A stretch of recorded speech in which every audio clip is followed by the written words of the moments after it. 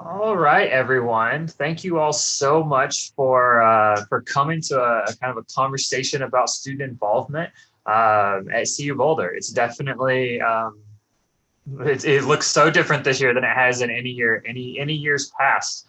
But we're very happy to have you all. Always love Family Weekend.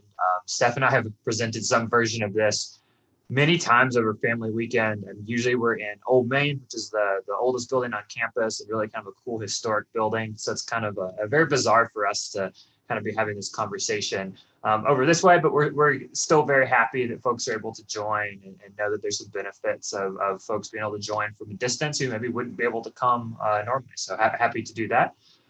We'll just go ahead and get started. You can see our email addresses. There'll be an opportunity to share these slides with folks who have interest. So you could potentially email us directly if you have any questions. But yeah, we'll go ahead and get started. I'm going to just introduce myself. My name is Colin Spalding. I use he, his pronouns. I work in the Center for Student Involvement on campus. We're on the third floor of the UMC. And I'm an assistant director or the assistant director for student engagement in CSI. And then those are just some general phone numbers for our office. And I'll talk a little bit more about our office in a moment, but our website, a general email address for us, and then kind of what our hours are looking like. Right now, we actually do have folks in the office 5 days a week, Monday through Friday. Very limited. Folks are kind of, working 1 or 2 days a week and the rest at home. But that's some good contact information for us. Now I'll pass to Steph.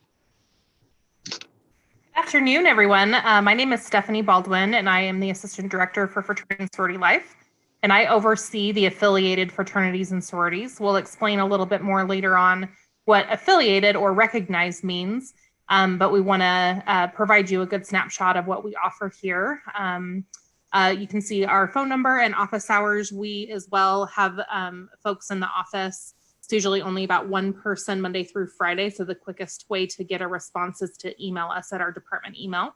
And those are our website is listed. I want to give just a couple of logistical things. So we're going to provide you a lot of information and we may answer the questions that you have as we go. So the way we're going to interact with you in terms of questions and answers is there's a Q&A function that you can submit questions, but it might be worth your time to wait until the end of the presentation or nearing the end of the presentation to submit questions. Because as we're presenting, we may not be able to answer questions in real time, but we'll do our best to see what we can do. And hopefully the information we provide will answer your questions before you have them. But we do have that feature. So if you like to submit any questions there, you're welcome to do that. And then Colin also had mentioned that you can share your thoughts and questions with us via email. And the New Student Family Programs will also provide this slide deck for anyone who requests it. So we will kick it off and I'll kick it back to Colin. Thanks, Steph. Yeah, so we're going to talk a little bit about just kind of more general Center for Student Involvement and some of the work that we do on campus for everyone. So we go by the initial CSI. Sometimes it's kind of funny to think about CSI as our initials. But our vision as an office is to really connect students, all CU Boulder students, kind of with a variety of experiences that promote student success, personal growth, and really most importantly, create that vibrant campus community. And I think right now that is almost more important than ever as we are trying our hardest. I think a lot of folks on campus are trying to create that vibrant campus community, knowing some of the many challenges that we do. So we really want to make sure that we're able to send folks to all the appropriate places where they could get involved, whether it's a volunteer resource center, whether it's fraternity and sorority life, whether it's some of the other folks on campus as well. We really want to cultivate an environment for building vibrant, engaging, and safe communities. And we do that through programming, some leadership development opportunities, cultural awareness, and then also just some general learning opportunities. And we'll kind of talk a little about that in a moment. And then we like to acknowledge that we are a cost center of CU student government. So CUIFC, some of you all may have students who have joined or are interested in joining. And they're one of the most powerful student governments in the country. They oversee, almost like $25 million a year, if not more than that. And, and we're funded by them every year. We have a governing board, the CSI board is an advisory board who kind of helps run our office in many ways. And let's see, there we go. And then a couple things to know about CSI Board is it's a really great opportunity to get involved and to do some student leadership around student government. And CSI Board is currently recruiting members. So if anyone has a student who wants to get involved in kind of student governance and kind of start that track, CSI Board would be a great option for them. Kind of what we offer students as a whole, we support student organizations. There are normally about 500 plus student organizations. We do a variety of programs, whether they be large annual events, weekly events, monthly events, all of that. Currently, we're doing a lot of virtual events, a lot of grab and go, and I will address some in-person stuff that is starting back up in a few slides. We do some cultural programming and education. We also support the Colorado Creed kind of under our cultural programming lens as well. We have a variety of student-led programming and event boards, and I'll talk about those a little bit as well. Those are, again, really great opportunities for students to get their hands kind of dirty and planning events and have opportunities to kind of host some really cool events and things that have happened even virtually. We also offer leadership development opportunities, and then we are, I think, really proud of our student employment program that we have as well for some of our student positions. So what I like to share with folks when we're talking about involvement on campus and kind of things to do, I think a lot of students know maybe try attending an event, is a great way to start. But I really think the easiest way to get involved on campus and to really find a community for students is to just join a student organization or to attend a student organization meeting, email a student organization. That's really going to be the starting point. It's super sort of entry level, and I think it is really great. So we have normally we have over 500 recognized student organizations, so we call those RSOs for short. Those student organizations, there's a whole lot of them, and I can speak to a couple examples of them that we have. Right now, our number is closer to 300. That's actually pretty common for this time of year. So every year, I'm saying this because if you look at our website, you may not see 500 listed. Every year we actually turn over about a quarter of our student orgs, so even in normal years. And that actually makes a lot of sense if you think about students are often here for 4 years, about a quarter of our students leave the institution. And so it would make sense for some organizations to kind of come and go in a similar cycle. Again, with things being virtual, we have had a few organizations not re-register just yet, but it's kind of an ongoing process. So we have a searchable online student org database. So if you go to colorado.edu/involvement, there's a button on the page that says student org database or student org directory. And you can search for it by category, by name. You can just sort of scroll through it A to Z if you would like as well. We hosted an involvement fair in August, a virtual fair, but we will be hosting another involvement fair. It's likely going to be in late January. We have not set the dates because we were waiting to see what campus was going to do in terms of starting back up the school year. But that involvement fair will be either in late January or early February. And we would anticipate to have 100 or so orgs participate. We're going to try to do it's going to be virtual in some way, but we're also going to try a little bit of in-person if we can, kind of potentially spread it out over the in-person elements. May just be us arranging for some student orgs to have tables, that type of thing. But when it comes to student organizations, there really any and every category you can think of. We have 10 plus a cappella organizations. We have 8 to 10 improv comedy organizations. We have everything from the Nepalese Student Association to something called the Laser Smash Pancake Club. Lots of academic organizations, lots of recreation organizations. We have ski and snowboard clubs, hiking organizations. So really the gamut of activities that folks might be interested in. And what we always tell folks and students, I think right now is especially important, is if you're not finding the community you're looking for, you should just start a new student organization. It is super easy. All you need are 3 people, 3 CU students, and an idea. And as long as another organization doesn't have that idea, it's really easy to start. And so I would strongly encourage students to, if you have a student who's not finding that right place, if they have an interest, I think it's really easy to start one. I'll give an example. About a year ago, we had some students start a Denver Nuggets appreciation club, I think is what they called it. And they were just students who liked the same basketball team. And those students actually ended up doing a lot of virtual watch parties when the Nuggets were in the playoffs earlier in the fall. So they provided a really great resource for a good number of students. And it really started by these three students who just happened to like the same basketball team. But yeah, so again, I really strongly encourage folks to consider a student organization. And the other piece I like to share with folks is when you're thinking about organizations, I know it's intimidating to think about maybe going to a meeting, maybe sending an email, that type of thing. But the biggest concern our student orgs tell us every year is that they are just as anxious to have new members as I think a potential new member is enjoying that organization. So they really, really are often looking for members. And so I think it can be intimidating, of course, but I like to encourage students to really think about, hey, they want you just as much as you want them. And then the last thing I'll mention on student organizations, if you have a student who's looking for something and you have a few points of interest for them, we're happy to make some recommendations for students as well. So we want to give a little bit of some of the highlights we've done. We know this has been a semester unlike any other, but we wanted to highlight some of the stuff that we've done. So we've mostly done virtual events and a lot of grab and go style things, but I wanted to share a few things that we have done and are continuing to offer. So we started with fall welcome and had a bunch of really, really great fall welcome events.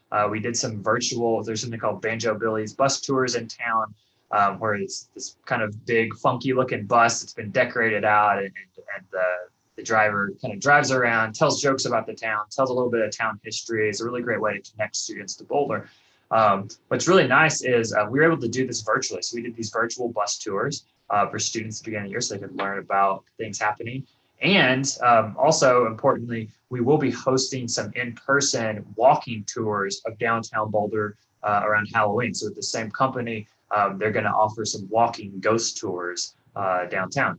We did trivia nights. We worked with we know that gaming and esports is super popular right now. We've had a lot of success with our grab and go events. So paint classes, craft classes where students sign up and they get a craft set, they get a paint kit. And then there's an instructor. They'll do like an instructor-led painting class or something similar. We did some crocheting as well pretty recently with a craft class. So students will pick up an item from our office and then come back and join a Zoom meeting and kind of connect with folks that way and learn their skill that way.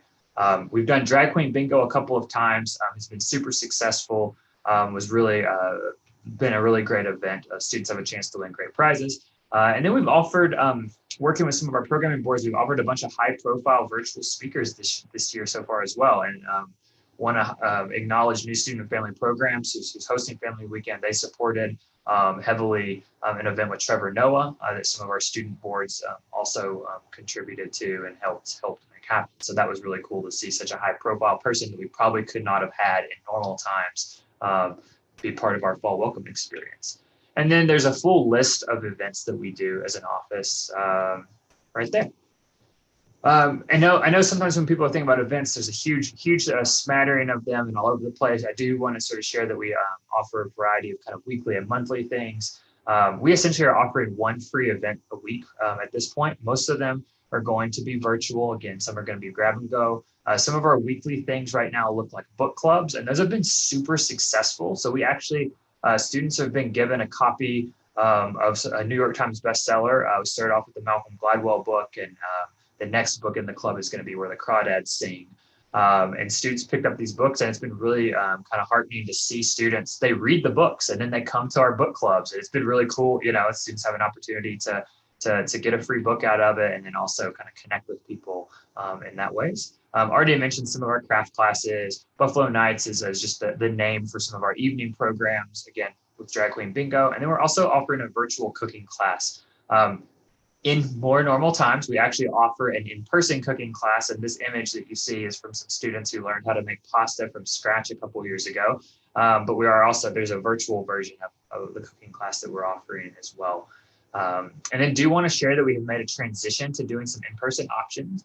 The in-person options they are physically distant, they're wearing masks, they're really going to be in the range of about 20 to 40 people max. a lot of things where people can stop and do something quickly and move on. So they are super safe. The campus has a variety of protocols, but we are starting to transition to doing some in-person events.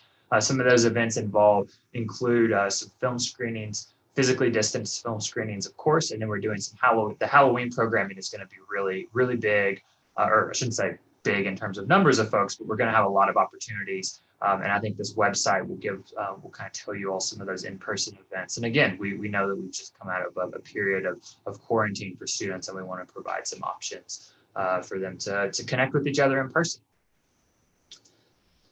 Okay, so some of our programming boards that we have, I mentioned sort of these are kind of student-run entities that are still part of the institution, kind of with that sort of official departmental designation, but they're student managed. And then our staff at CSI work directly with these folks and advise them. So we have Distinguished Speakers Board who bring a variety of distinguished speakers. They brought everyone from Brene Brown to Viola Davis, Captain Scott Kelly, the astronaut, Buzz Aldrin, another astronaut, over the years, and they participated in the Trevor Noah event, and then they have a couple other things planned as well. Cultural Events Board is a similar organization. What Cultural Events Board does a little bit different from DSB is they focus kind of on sort of kind of filling cultural voids on campus, and they do that through hosting big speakers. A couple of years ago, they hosted the Dalai Lama.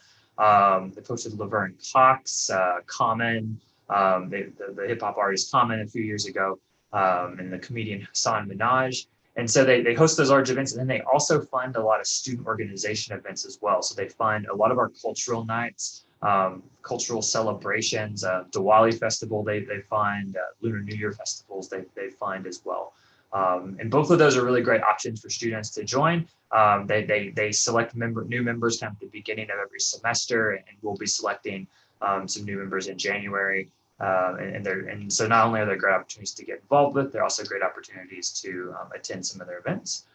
Program Council that you see up there, they host concerts usually, and they also are the ones who do the film series. And PC also has a lot of employment opportunities, and actually does have a job opening right now for a digital content manager. So if anyone has a student who's good with websites and good with some design, you should encourage them to apply, because I know there's not a lot of offices are not necessarily hiring right now, but Program Council has that one opening. And again, they host concerts and films, comedians, those types of things, and they're doing a lot of virtual programs as well.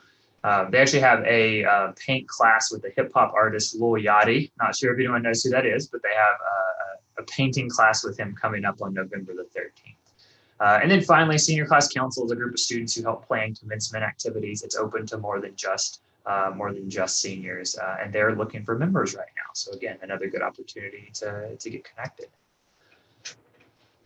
I want to also talk a little bit, I mentioned leadership development, and I know that those, those sort of soft skills, those kind of leadership skills, communication skills, conflict management skills are one of the real benefits from being involved on campus. And I know Steph is going to talk a lot about some of the benefits of fraternity sorority life, and it really is, and that's kind of that kind of soft skills, working with people sort of field. And we know students may be the smartest engineer in the world, but they may not be as successful in an interview if they don't have some of these additional skills. And so we have a program of CU Gold, which the gold stands for gaining opportunities through leadership development. It also it is really built around kind of developing those skills for students. They have a lot of different opportunities for students. They have a free and open leadership program, but they offer CLP is kind of their kind of keystone program. It's a semester long leadership class. And I think right now during kind of this pandemic where students connecting is so hard, I would strongly encourage folks to have their students consider joining CLP in the spring semester. The students this semester have really gained a lot from having a regular weekly connection with a group of students who share a similar interest. So I think that they've provided a really great resource. They're providing a lot of other kind of one-off leadership trainings this semester as well. They actually have a virtual kind of leadership, a mini conference, if you will, happening this weekend called LEAD. And then they're hosting these kind of weekly workshop, or I should say, their monthly workshops on sort of leadership development. They're called leadershops, and you can find their website kind of in some of the links that we'll provide later. So yeah, so that's a good overview of the Center for Student Involvement. And I think it's a good transition to talk about, we're talking about student leadership and sort of skills that students are developing through opportunity, through their leadership opportunities and what happens. I think it's a great transition to talk about fraternity and sorority life with Steph, because that's another great way to get leadership experience. Great, thank you, Colin. And in the chat, I had also put the links to the events that Colin mentioned, so the CSI related events, as well as the Halloween offerings that our campus will be doing. I also put in the direct website for CSI as well as for my office, the Office of Fraternity and Sorority Life. So briefly, I just want to mention and go back to what I said at the beginning. My office oversees the recognized or affiliated fraternities and sororities. So we do know that our campus is one of the weirdest in the country when it comes to fraternity and sorority life. And I mean that because we have about 23 fraternities that are unaffiliated with the campus. And we have 28 fraternities and sororities that are affiliated with the campus. I will kind of go into that a little bit when we talk about CUIFC, but I wanted just to acknowledge that I may or may not have the answers to some specific questions if they are related to IFC on the Hill or the organizations that exist without affiliation with IFC on the Hill or CUIFC. So this is just an overview of what we'll go through. I'll go through each of the 3 councils that we recognize and then talk a little bit about what the benefits are of being a part of fraternity and sorority. We have some bragging points we'd like to provide you. And then please reference our website. There's a lot of information, especially for students who are not affiliated yet and are interested in exploring membership. Go to the next slide, Colin. Great. So a quick snapshot of university recognition. So we are not to be confused with an RSO that Colin talked about, a recognized student organization.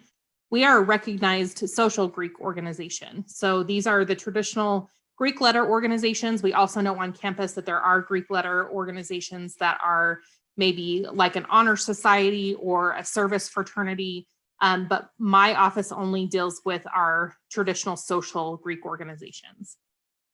So back in 2004, there was a death of a fraternity pledge. And at the time, the institution created some rules and regulations that ultimately drove a big wedge in between our fraternity sorority community and the institution.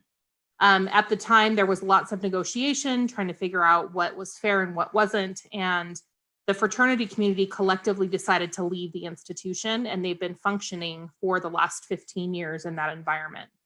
In the fall of 2017, we were actually able to welcome our first affiliated fraternity, Phi Delta Theta, and we have grown to now welcome 7 fraternities into that community.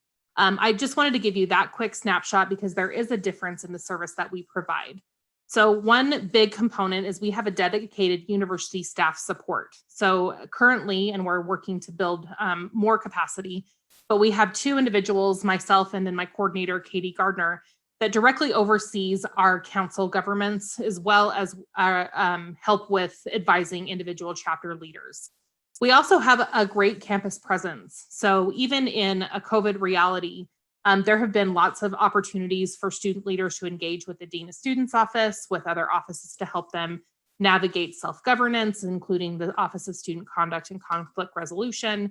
Many offices will be willing to provide chapter-wide programming in terms of stress relief or mental health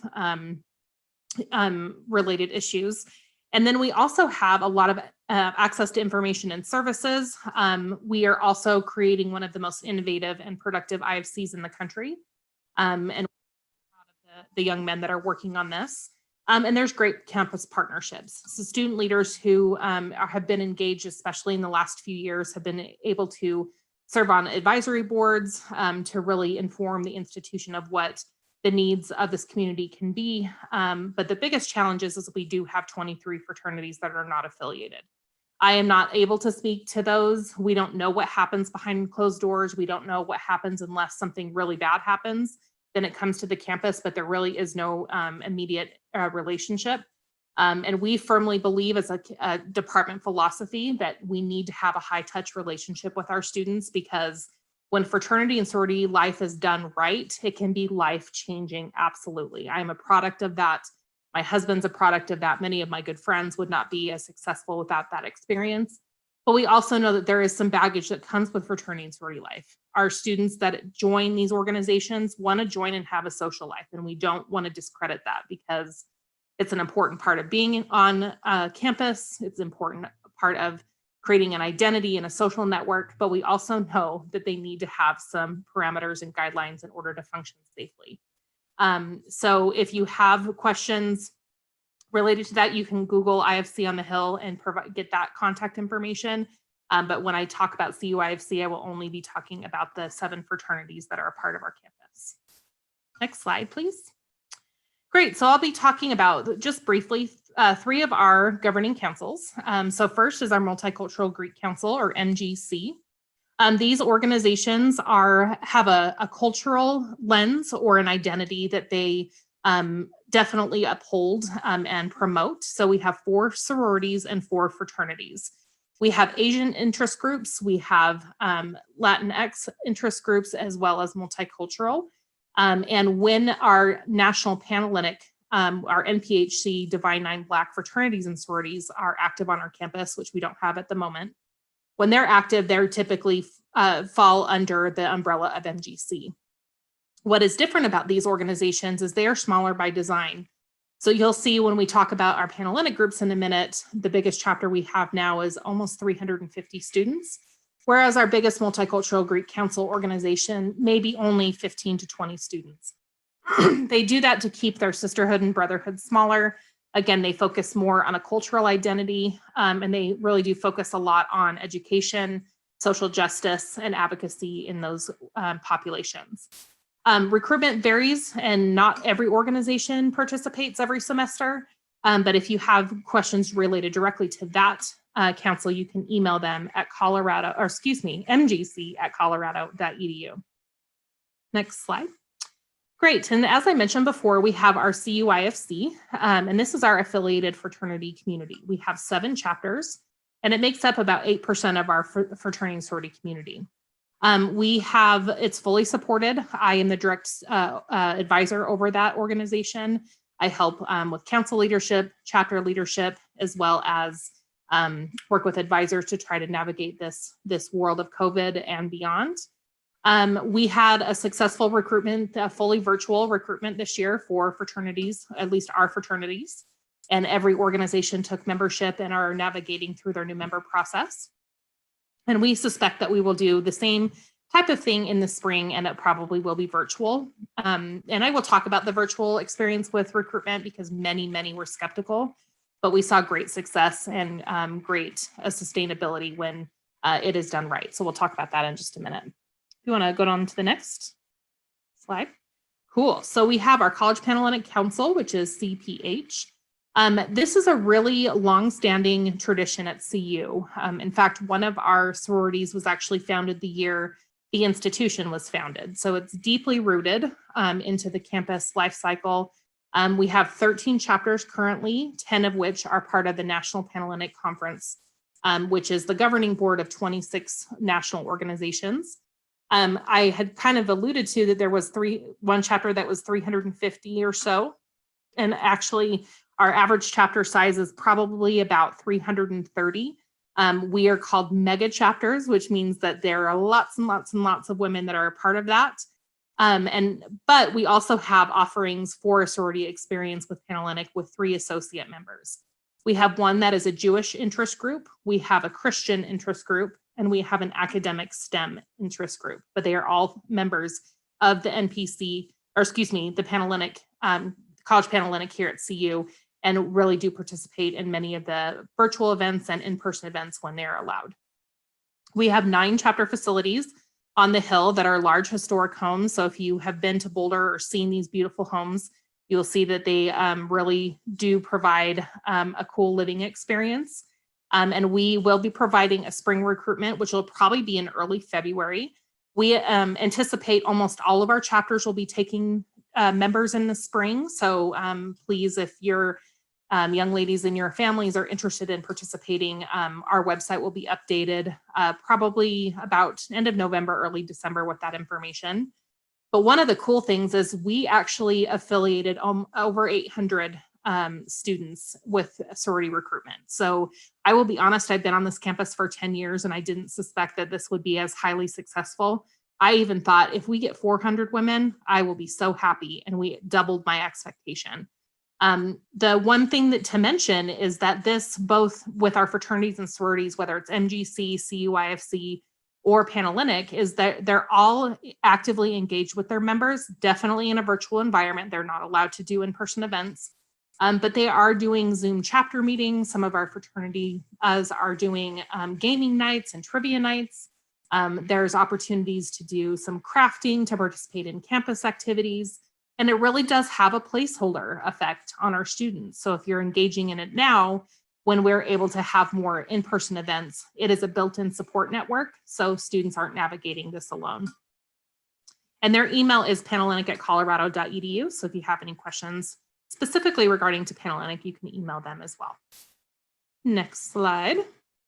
So a couple of our key highlights that we just want to talk about is that many people only know fraternities and sororities from the movies. And that's really sad, because the biggest thing that sets us apart is we really truly are values-based organizations working to build better people. There is an expectations that you are a dues-paying member, that you are academically achieving, and yes, that you do have a social environment, but there's way more than just a party.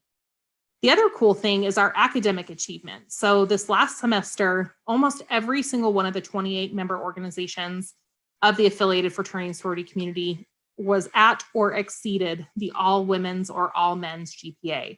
In fact, Panhellenic, I believe, is almost 0.3 points higher than the average woman on campus. This is a lot of people think that, oh, you join a fraternity sorority, your academics will plummet. The evidence is not showing that. We are also seeing some raw numbers that show that we have a higher persistence rate, which means that we are more likely to persist from one semester to the other than an average student. So that is really, really cool. And we're really excited to see what the information provides us in the spring. We also have some great philanthropic fundraising. Our chapters are known for raising $10,000 to $60,000 in a semester. And even in a virtual environment, they're focused on still doing some philanthropic fundraising, but also doing some education around the philanthropies they represent. A lot of community service, of course, is important. Some provide local opportunities, some look at national, but great community service partnerships with our VRC, with different campus and community partners. So that's a really cool thing that sets us apart.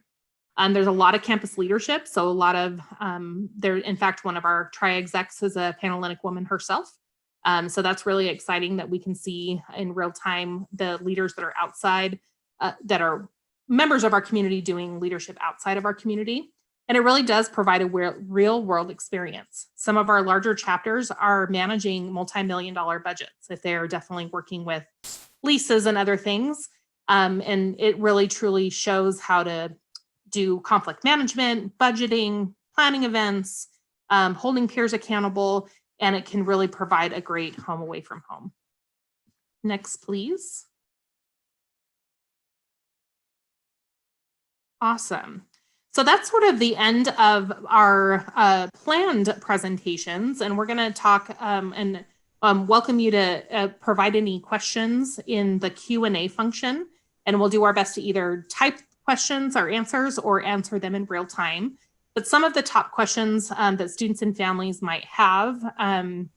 So Colin, if you can maybe talk about the second question there, are clubs and organizations meeting in person? I know you gave some good examples, but maybe talk a little bit more about that, because I think there is some great activity with our organizations, and I would like to highlight that a little bit more. Yeah, very happy to do that. So as of whenever the chancellor made his announcement on kind of the quarantine, they pretty much stopped meeting in person. Some of them were meeting in person prior, when there was kind of, I think it was, 10 people was the limit. And I believe some of them with the kind of lifting of the 18 to 22-year-old kind of limitations. Some of them are starting to meet again. So currently, there's no student organizations cannot reserve space on campus to host things. But if there's 3 or 4 executive board members who happen to be on Fair and Field, they could do that under the current guidelines. But they are having a lot of success with virtual meetings. And one of the things that I've actually found to be kind of really interesting this semester is I actually feel like I'm seeing more information about club meetings, and much Steph has kind of talked about the time that she's been on campus, and I've been on campus, almost 9 years now. And I feel like I've seen more stuff about when organizations are meeting this semester than I ever have before. I feel like there's always this assumption that orgs are just like, oh, if you know, and you'll come to the meeting. But because they really are caring right now about who's coming, again, having to have a Zoom link set up, I think you're seeing a lot of orgs publishing, hey, Black Student Alliance is meeting and we're going to discuss this tonight. Here's our Zoom link, or email us if you want the Zoom link. And so we're seeing a lot of that. A couple types of organizations that I think are pretty active right now is our political orgs, of course. If you didn't know, there's an election happening. And so they're very active. And then a lot of our recreation organizations are really doing a lot, even if they are not doing big events together. So many people are hiking now. So many people are spending time outside. And there's this student I was talking to just yesterday who she's from Colorado, but she shared that she's like, oh my gosh, I just discovered hiking. It's wonderful. And I was like, it is. And so we have a lot of really great organizations that are doing that. And then the academic organizations even now are also still very active, with research and those types of things. Great. There was a chat in, I think we can answer in real time, but what are we doing to reach out to freshmen? So that's a really great question. And I think that it's really hard, especially for families who are far away, to know what communication students are getting. And I will say that students often get many different types of communication and it gets really overwhelming. So I think specifically for my shop for Fraternity and Sorority Life, most of the students who join a fraternity sorority are freshmen. And so we do interact with them directly. The chapters will have new member programs to support them as well. And then when we do targeted outreach for our recruitment efforts, then we will maybe partner with RHA and send information that way. We also know that New Student and Family Programs communicates a lot with our first year students as well as Residence Life. And so maybe Colin, I don't know if you have any other examples of how we reach freshmen, but that's sort of for Fraternity and Sorority Life, that's where we're at. Yeah, I think one of the big things has been emails, and I think is a challenge because everyone's getting a ton of emails.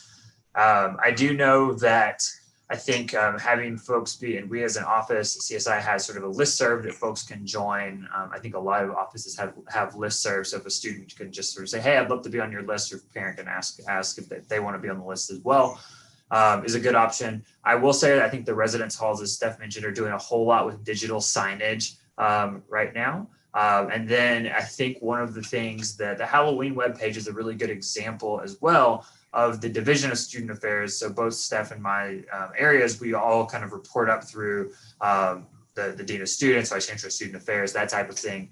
And they're doing a much better job this semester of really consolidating things. So it doesn't look like, those Halloween programs are representative of 3 or 4 different offices and units that are doing things. It's not just a CSI program. And so they're really collecting all the events and posting it in one place so students don't have to really know to look at these 4 different websites. They could potentially look at just one. And then there's also the CU Boulder Today, which is kind of a several times a week newsletter your students should be getting.